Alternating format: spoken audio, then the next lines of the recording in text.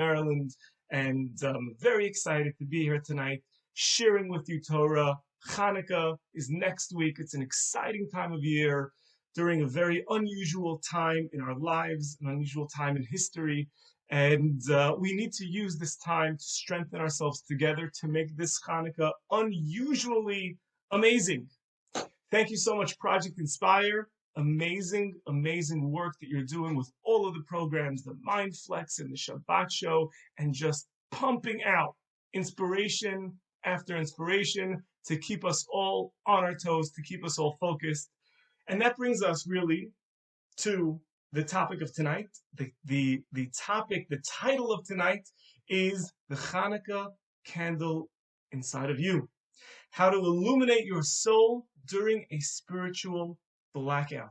A spiritual blackout is a time when you might feel low, you might feel disconnected, you might feel like the glory days of your Judaism are behind you, you just want to get it back. Or maybe you feel you thought that life would have already propelled you to the next level in your spiritual journey, and it's just not happening the way that you thought that it would pan out, the way you'd like it to. You're not alone. That's the name of the game. That's what we go through as Jews. That's what we go through as spiritual seekers. Find me someone out there who says, oh yeah, spirituality, constant trajectory upwards. I'm always climbing that ladder. Obviously, we know there's no such thing. It's not true. It can't be. Spirituality, growth in our Judaism, growth to Hashem, to become more godly, is a roller coaster ride. It has its highs and it has its lows. And our job is to always be developing ourselves more and more in a way that we have the tools to navigate through those pitfalls, through those struggles. And that's what we're going to be talking about tonight, and how that connects to Hanukkah, because it does. And in fact, that is the story of Hanukkah. That is the message of Hanukkah. Let's do this. There's a great rabbi who is known as the Eish Kodesh, the Piasek and the Rabbi. Was the rabbi of the Warsaw Ghetto. He was killed during that time. And he wrote many very, very passionate, very powerful books. One of them is one sitting right in front of me. It's called Hachsharat Avrechim. You're probably seeing it in reverse. But it's a book about exactly what we introduced just a moment ago. And that is this journey to live a life of feeling spiritual, feeling awake, feeling inspired. What we're all looking for, what keeps us going. And he introduces in his book these three terms, three different ways that he describes how people are feeling in terms of their relationship with their spiritual selves. And again, we don't know each other that well yet. And I don't know the different levels of Hebrew of our audience out there. So I'll just assume that we have all sorts of wonderful people out there.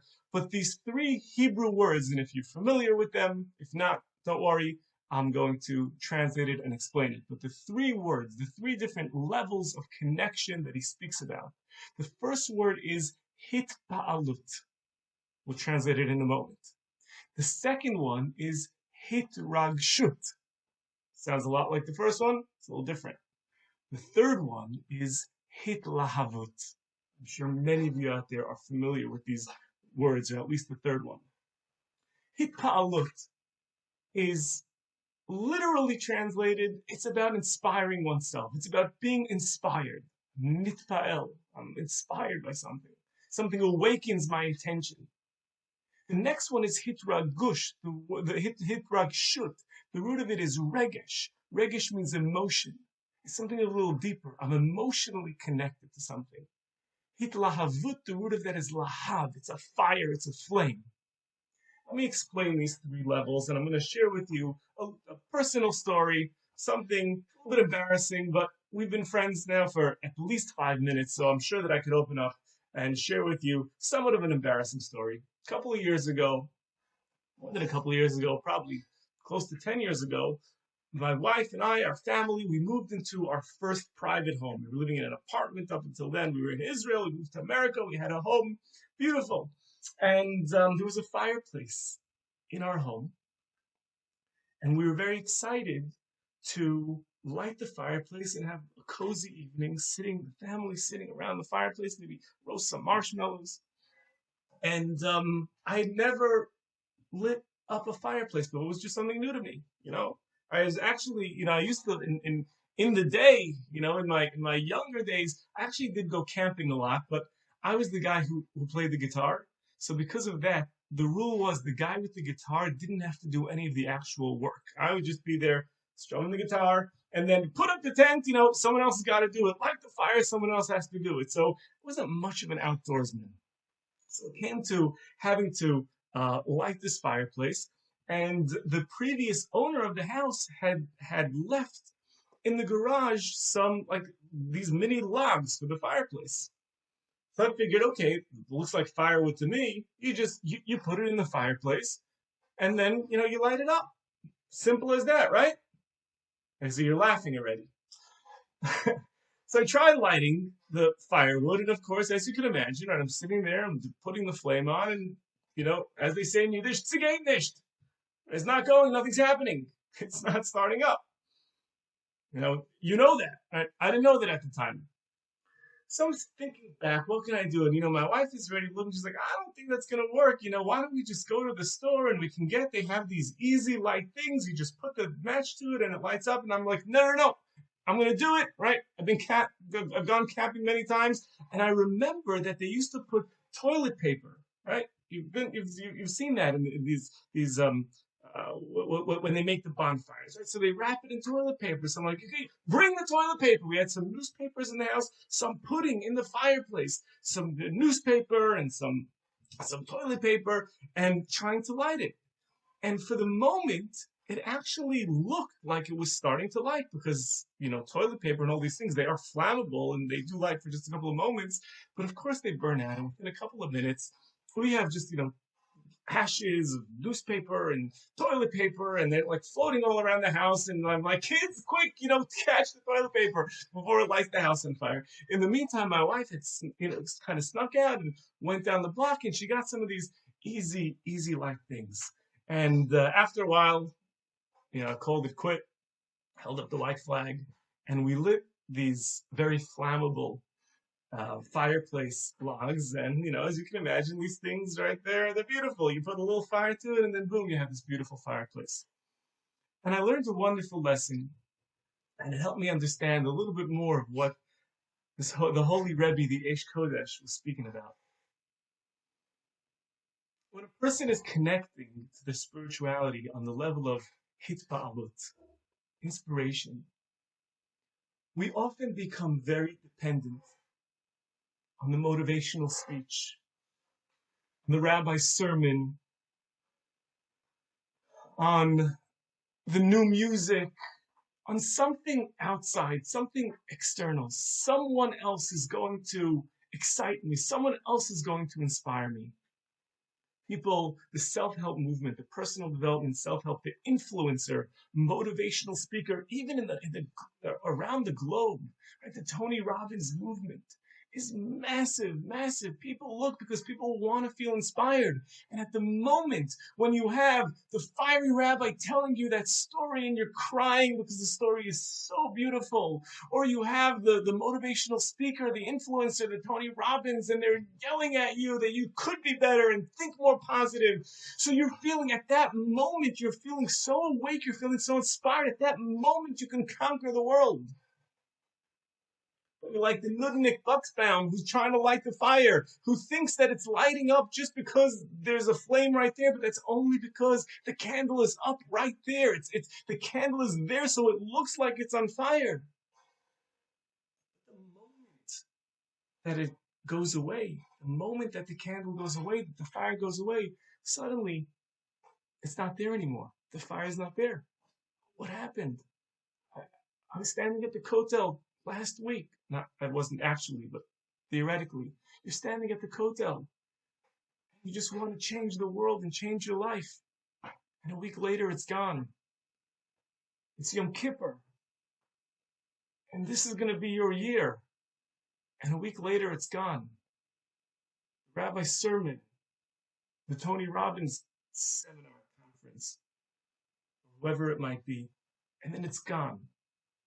because it's just like the fellow holding the candle up. But then once the candle goes away, the flame is gone.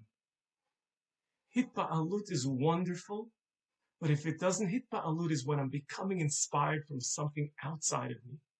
But it can only last a certain amount. It can't last forever. We need to develop the next step, the next level of the Eish Kodesh. And that's called hitragshut. Hitragshut is when the pilot light is on. Hitragshut is when there's an inner yearning, when there's an inner emotion. When instead of looking outside, I'm looking inward. I'm saying, what do I really feel? What's that voice inside of me? What's it saying? What does it speak to me? How does it guide me? When I'm awake inside, Shir Hashirim in the Song of Songs, it says, Ani Yishena v'libi er, I'm sleeping, but my heart is awake.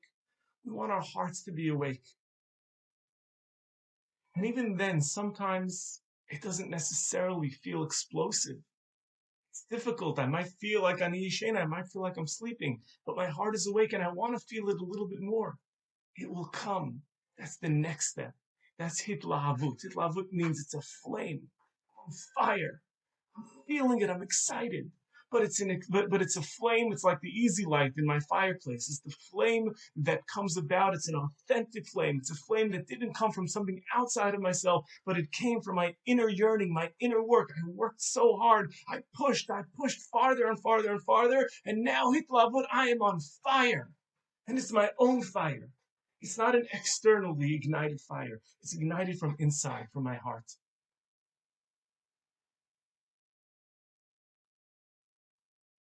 We know that the light of the Hanukkah Menorah is supposed to represent that inner fire.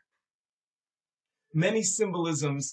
Hanukkah is wonderful in terms of, if you like symbolisms, the symbolism of mitzvot and how they correspond to other things. If you like the numbers game, this equals this, Hanukkah is your holiday. There's so much there. And one of the most beautiful ideas in Hanukkah is that if you look at the Hanukkah candle itself, which is a composite, it needs 3 ingredients. You have the oil, you have the wick, and you have the little flame. And I'm sure that you've heard this before, and if not, I'm happy to be the one to share it with you, that the flame itself is a ner with the letter nun. The wick is called a psil with the letter pei, and the oil is shemen with the letter shin. And if you take those 3, what's called the Rashi Tevot, if you take the first letter of ner, psil, and shemen, it spells nefesh, which is our life force, which is our soul. So when we look at the candles themselves are supposed to be that inner life force, the candle, the flame that's inside of us, the pilot light being turned on every single night a little bit more. Another beautiful symbolism that perhaps you've heard is that Hanukkah is 8 days. And we know in Jewish mysticism and Kabbalah and the deeper sources, they speak about 7 being completion of the natural order, completion of the physical world, and how so many things revolve around 7, the 7 days of the week, the 7 continents, the 7 colors of the rainbow, the 7 musical notes, and it goes on and on and on. And in Judaism, holidays are 7 days. There's so much in terms of 7 because it represents completeness. Hanukkah is 8 days. 8 is transcendent. 8 is metaphysical. 8 is infinity. 8 is the days of when a child has a circumcision to show that this is our contribution about how we're going to break through the physical chains, how we're going to break beyond our physical capacity, our capacity as human beings, and we're going to become in this lifetime even bigger, even greater. And every single night, the lighting of the candles, 1 night and 2 nights and 3 nights, up to 8, shows that we're growing, we're lighting that fire. So there's so many symbolisms within the story of Hanukkah. Another beautiful one. If you look at the Hanukkah, which is Chanukah, Hanukkah is on the 25th day of the Jewish month of Kislev. And if you look at the 25th word in the Torah, the 25th word of the Torah is Or. is light, a hint to the light of Hanukkah. And we know, what is that light? It was the first day God said, let there be light, and there was light. And the commentaries say that this wasn't a physical light, this wasn't a natural light, this wasn't a light bulb, a fluorescent light bulb, or even the sun or the moon. This light was called the Or HaGanuz, the hidden light.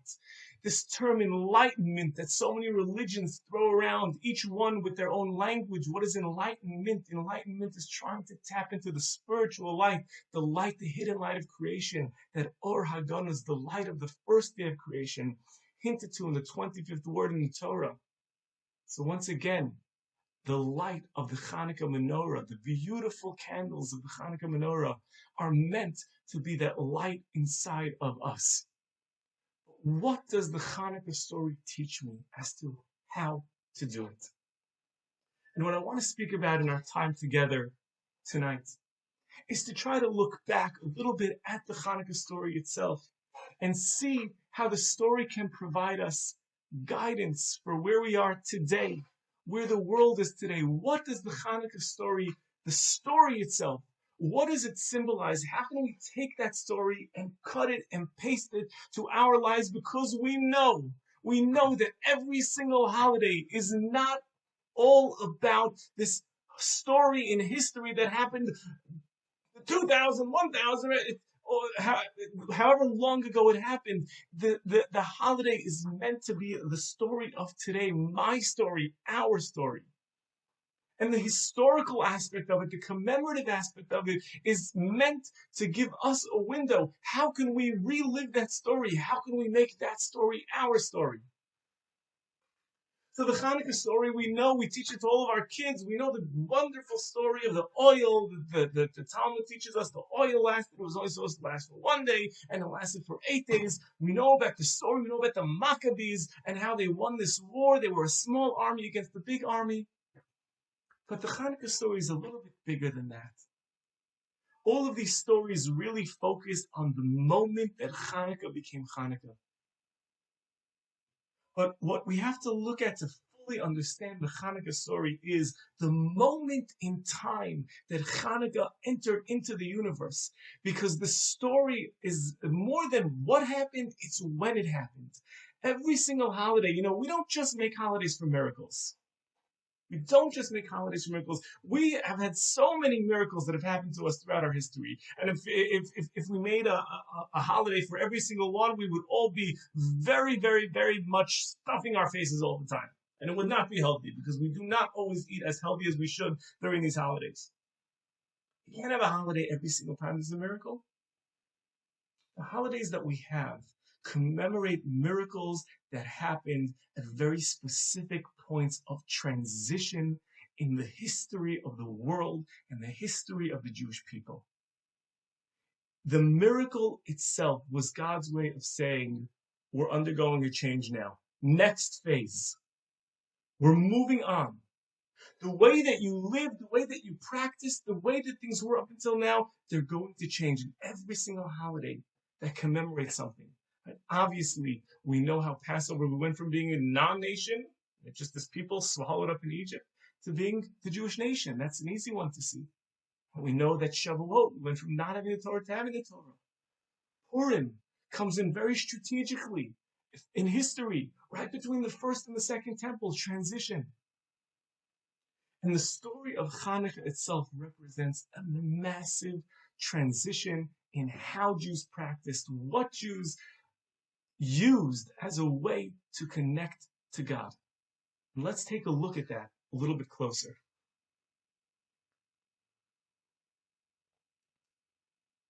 If we want to understand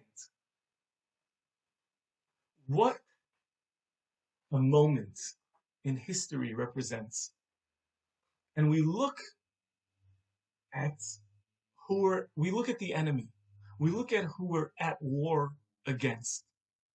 And the contrast, there's going to be a contrast being brought out between us and between them. There is a powerful concept that's found many, many times in Jewish mystical texts that's called Zeh Leumat Zeh. Zeh Leumat Zeh means this opposite this. And that means that when there is an energy that is entered into the world, a shefa, something is coming from God, a godly energy that can be taken and that can be used for holiness, or it can be used for impurity, or at the very, or, even just mundane, it's mundane use, or even worse, it can be used for impurity. So when there's great potential, when there's an awakening in mankind, when we see any new movement, and if you even look today at any of the movements, there's so many movements that are out there. Right? You don't have to look, more than just the half a year. And all of the movements that are shaking up the world as we know it, our country as we know it. And we see that every single movement has in it its holy aspects, and every single movement has within it its impure aspects. And so much that falls in that gray space in between. So let's look at the Greeks. And let's look at what they represented. And let's try to find a little bit of a common thread. And maybe those who are part of the Mindflex program last night touched on this, and maybe we can go a little bit deeper. Because we'll see something absolutely incredible.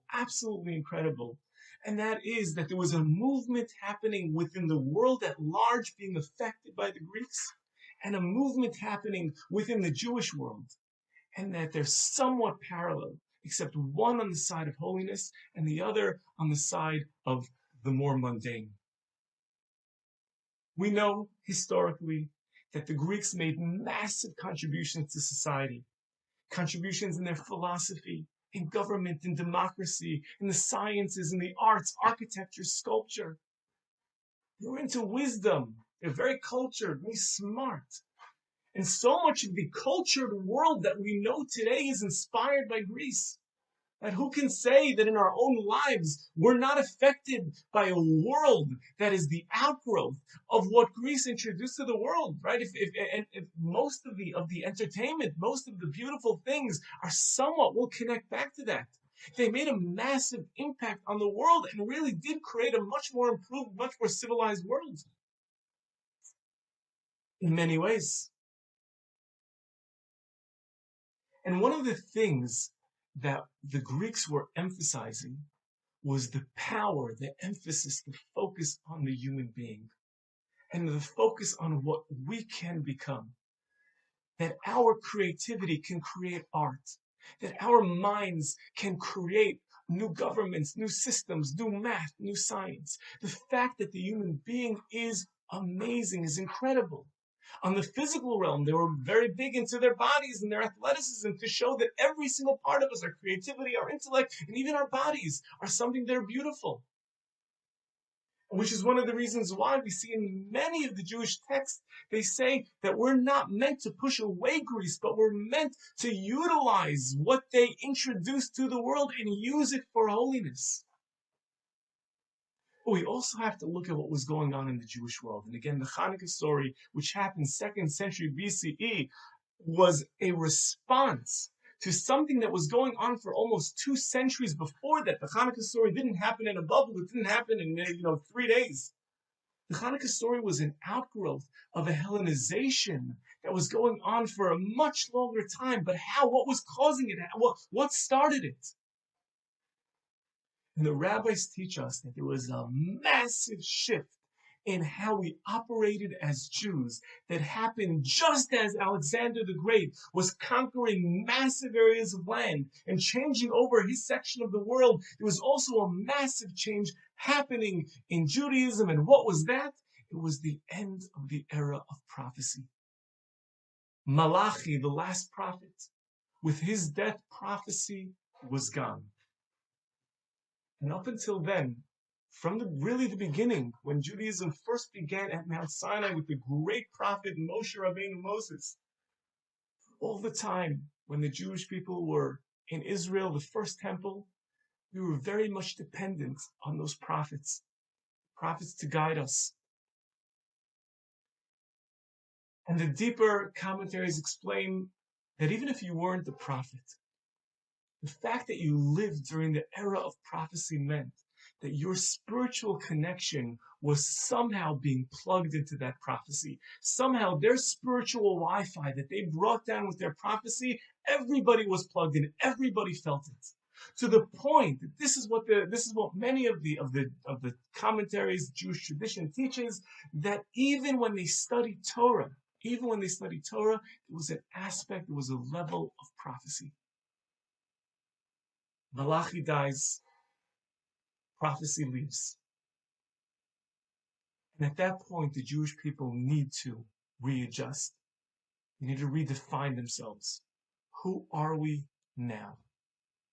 And something amazing happens. If you take a look at all of the books that we have of the oral Torah, and you know, Torah Sheba Al Peh, the oral Torah, is something that is as old as any part of Torah. It comes right down at Mount Sinai, together with everything else. So the oral Torah was there. It was part of Jewish life from the beginning. But yet, at that point in time, when the prophecy is finished, when the era of prophecy is finished, something happens with the oral Torah. Suddenly it starts becoming alive in a whole new way. The Talmud says that at that point in time, and really you can track it with the names, beginning with the names of all of the rabbis in the Mishnayot who are more or less around this period. And again, we're talking about a couple of centuries here. And I'm not going to get into the dates because I'll lose you and I'll lose me. But the overall time of this Second Temple period was a time when suddenly, with prophecy gone, the conversations that are happening, suddenly the Talmud says, Rabu Machlokas, suddenly there's new debates happening. And while that might seem scary because suddenly we have all of this different conversation and yet it seems very dynamic, but I'm saying one thing and you're saying something else, and how could they both be right? And then the Talmud says something absolutely wonderful many, many times. Elu ve'elu divrei Elokim Chaim. It is possible that we could be having a conversation. I could be saying yes, you could be saying no. I could be saying pink, you could be saying blue. And yet, elu ve'elu, both your words, both my words, divrei Elokim Chaim. These are the words of God. What does that mean? What's the word of God? This is this rabbi's opinion. How could it be the word of God? He's arguing with another rabbi who's saying something else. The Talmud says no. That's not the way their oral tradition works. This is a gift. This is a gift to the Jewish people to say, you're part of this process.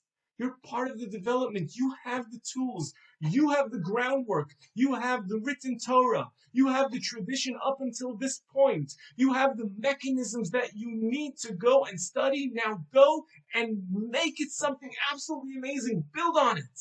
Build on it. Because Elu ve'elu divrei Elokim Chaim, these are the words of God. You know, there's a fascinating line that says that when you're quoting someone, when you're saying over a Torah, an idea within Torah that you heard from somebody else, you should quote it in their name. And there's a fascinating explanation to that.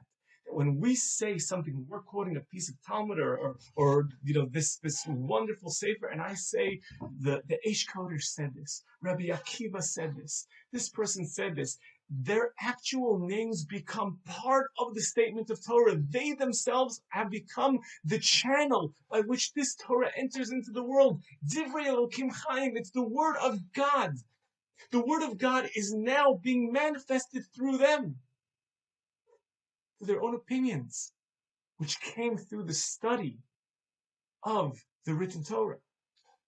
That is a fascinating idea to the point that we believe that in every single word of Torah that we learn, whether it's the Talmud, whether we're learning the commentaries, there is an aspect of the word of God in there, even though if you would have asked the person saying it, they were like, hey, are you a prophet? Like, no, prophecy's gone. I'm pretty sure that I came up with that, but it's the word of God. Somehow or another, within this oral Torah, within this Jewish tradition, we somehow say that my own insight, my own perspective can be fused together with the word of God. A fascinating idea. You know, Moses, in his final song to God in Parshas Hazinu. So he says his words should be like rain and his saying should be like dew. The commentaries say that rain is compared to the written Torah and dew is compared to the oral Torah. Because rain is always raining down. I feel like I'm out of control, right? I'm sitting there, I'm walking, seems like a nice day, and then suddenly it starts raining. I don't have my umbrella, right? It seems like I'm being poured upon. Something coming on me, I'm out of control. Yet dew, you never get stuck in a dew storm, right? Dew seems to come from below, and it just seems to be there. Where did it come from? It just seems to materialize. And you know, when you have this insight, when you're studying Torah, and you have a question, and you're thinking about it, and you're racking your brains, and you sleep on it, and you walk around the block, and you pace back and forth, and you're bothered by it, and suddenly, it came to me, light bulb, aha moment. What is that? What is that? Did that come from me? Did that come from God? Was that a prophecy? I don't know. I don't know. That's the power of the oral Torah. Let's compare once again the world of Greece and what's going on within the Jewish people at that time. There's an energy flowing into the world. In the world of Greece, that means that suddenly they're seeing the power of the human being. Wow, look at that human being. Look at how big his muscles could become. Look how smart he can be. Look how he can come up with math. Look how he can come up with science. Look how we could create that sculpture, how we could create that art, how we could create that music. Wow, that human being. And in the Jewish world, they're saying the same thing. Wow, look at that human being. Look how we can come up with that Torah insight. Was that a prophecy? I don't know. I don't think so. But yet it seems like it's the word of God. It seems so true. It seems so powerful. It's the same movement happening, except in one place it's happening for the mundane. In the other place it's happening for holiness. There's this amazing line from, believe it or not, it's quoted many times in the world of art and in the world of creativity. And that is a line from Socrates, who lived at that time. And Socrates, I'm going to read this for you because I wouldn't be able to remember it on our own. But what Socrates says is, he's speaking about poetry. And he says, if man comes to the door of poetry untouched by the madness of the gods, sounds very Greek, right? Believing that technique alone will make him a good poet, he and his sane compositions will never reach perfection, but are utterly eclipsed by the performance of the inspired madman. What is he talking about? Why do I love this quote? I love this quote. What Socrates is saying is, to the artist, to the poet, and we hear sometimes, even when we hear artists, songwriters, when they speak, and they speak about that creative thing, it came through me. It came through me. Right? The song came to me. Even in the world of art, they seem to sense that something just happened that was bigger than me. It was outside of me. That language that they're speaking about in that world of art, in that world of science, in that world of medicine, the Jewish people are making that same transition, except they're talking about it in the world of Torah. It came to me. This insight came to me. I don't think it was a prophecy, but I'm not sure that it came from me either. This is something so wonderful, so true, but it's coming from inside here. It's not coming from there. It's not raining down on me. It's like dew. It's coming from inside, raising itself up. The story of Hanukkah represents the transition from the world of prophecy, the world of having to look outside of myself, to the world of Torah Sheba'al Peh, to the world of the oral Torah, which is about looking inside and trying to find the renewal inside of me. We opened up and we said that the Eish Kodesh says that in our journey, we need to move beyond hitba'alut, always looking to be inspired by the external flame. And we need to develop a hitragshut, an inner emotion, so that we can build out of that a hitlavut, a fiery flame. That hitlavut, that fiery flame, is the flame of the menorah.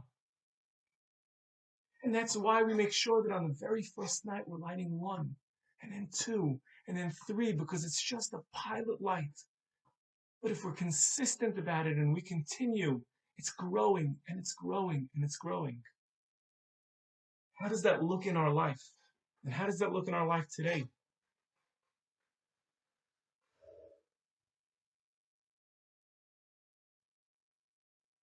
The past 8 months, for everyone and every individual at his own and her own stage, there comes that point that we need to make this transition from stopping to look outwards and starting to look inwards.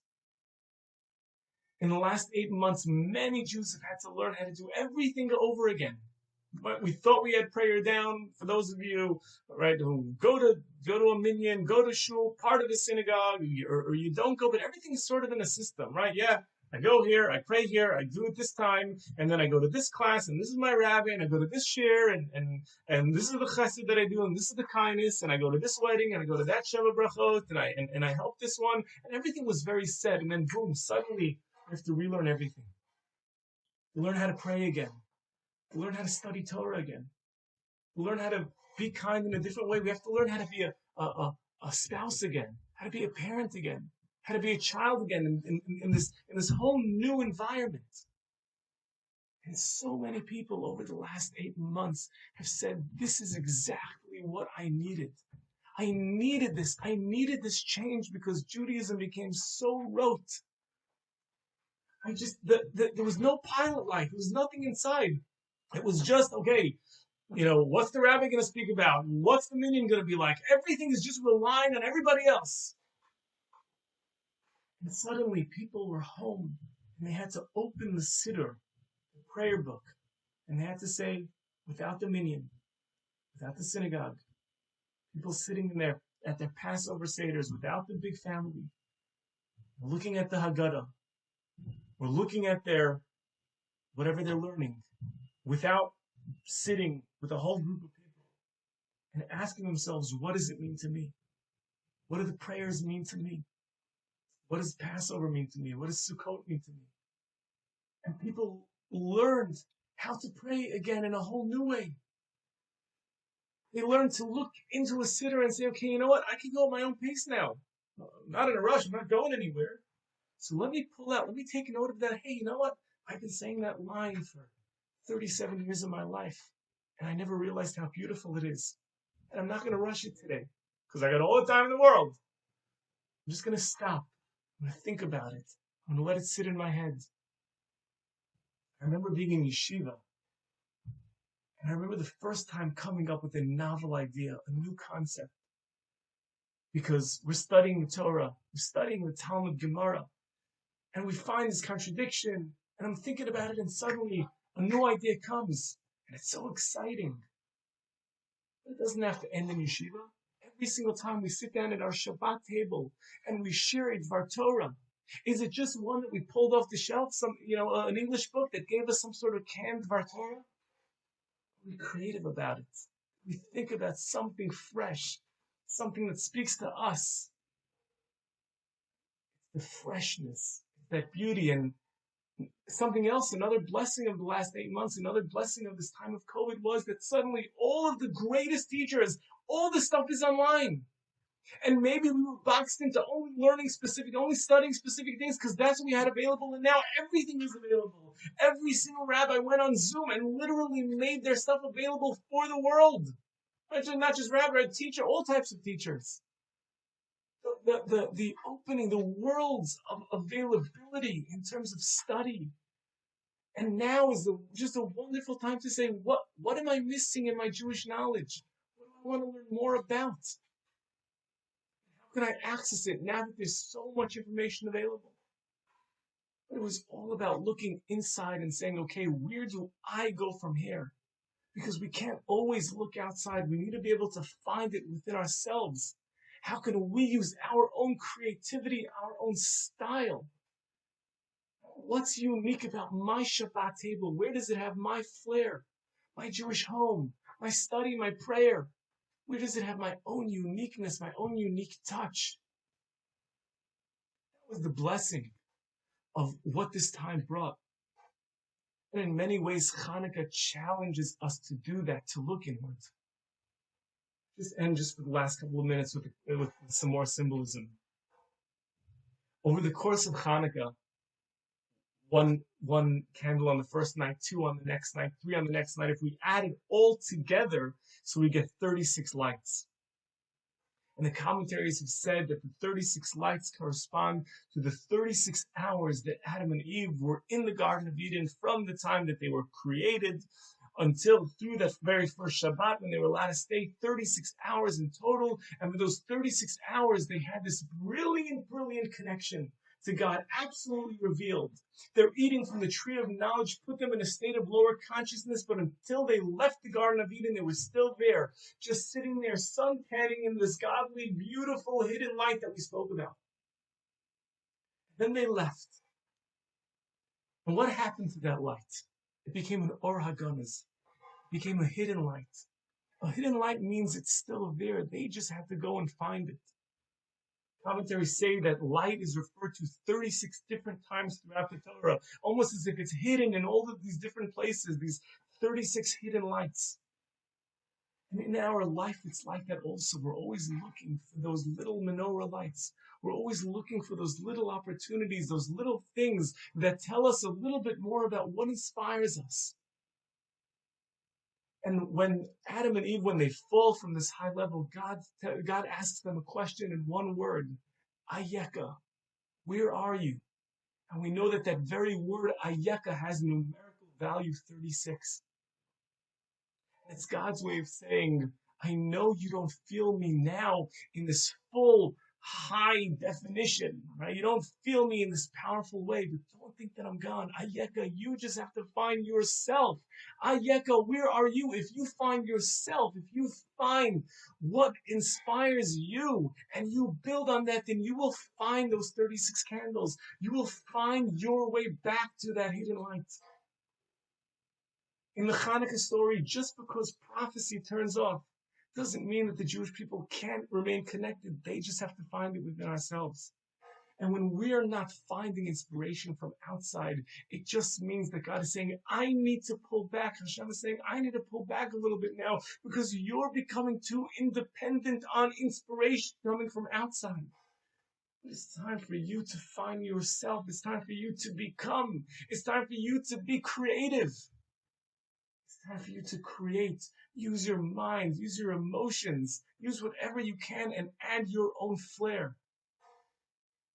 And if it doesn't feel like it's working, the process of looking inwards, the process of hitragshut is very different. It's not like hitba'alut. It's not like standing at the kotel with live music in the background and being suddenly awake. It's not like having an influencer yell at you or the motivational speaker or the rabbi give you that powerful thing where you just go out and say, I'm going to change the world, because we know that that only lasts only so long. It's a process of one light and then two lights and then three lights. Like the very famous story, there's a very famous story, and we're going to end with this. Compound interest, the miracle of compound interest. So this anecdotal story is his father is on his deathbed and he offers as an inheritance to two of his children. He says, you have a choice. I can give you $1 million right now, or if you want, I can give you 1 penny. But for the next 30 days, every single day, that penny is going to be doubled. And one son's like, a penny? That sounds like so little. Who would want that? This is some sort of scam. Give me the $1 million. I'll take it, walk away. The other son says, my father must have something up his sleeve. I'm going to take the penny. And the next day, that penny is 2 pennies. And then it's 4. And then it's 8. And it's too late at night for me to do all the math. But one thing that I can tell you is that at the end of the month, the 2 sons meet one another. And the guy who took the $1 million has got $1 million. And the guy who took the penny has got well over that. The number, and again, you'll do the math on your own, but his number is crushing the other one. Millions and millions. Because that little penny doubled every single day. When we're finding our own path, we try this, we try that. And it doesn't always feel like there's going to be a big explosion today. But it's the consistency of saying, I can be a little bit better today. And I can be a little bit better than that tomorrow. And I can grow a little bit more. I'm going to be consistent about it in these small tweaks. And it's like watching a clock where you can never really see it moving, but then you look back and you're like, wow, Spirituality is about the long game. It's about the long game. It's not just about always feeling amazing. But it's about saying, I'm going to stick to this program. And I'm going to always reach down deeper and deeper and deeper and make today just a little bit better. Make that one flame into two, and then into three.